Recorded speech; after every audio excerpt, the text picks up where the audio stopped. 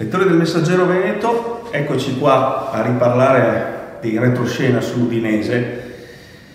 Qualcuno mi ha chiesto, ma sono vere tutte quelle cifre sugli attaccanti che finora ha preso l'Udinese e hanno reso veramente poco? Sì, sono vere. Ho qui un foglietto che non riesco a ricordarmi tutto a memoria, naturalmente, ma dal 1° luglio del 2016 l'Udinese ha comprato 4 attaccanti stranieri. Esattamente Perica dal Chelsea pagando 4 milioni e mezzo, Bajic dai turchi del Konyaspor pagando 5 milioni e mezzo, Viseu, il brasiliano Viseu dal Flamengo per 5 milioni e l'ultimo, il 27 agosto di quest'anno, 3 milioni e mezzo all'Anderlecht per il povero Teodosic che adesso sta smaltendo una operazione per ridurre un errore inguinale.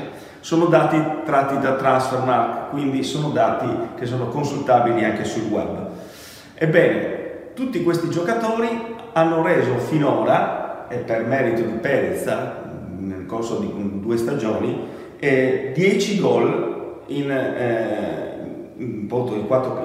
3 campionati, cioè praticamente 1.850.000 euro a gol, ma mi sa che non è stato un gran affare.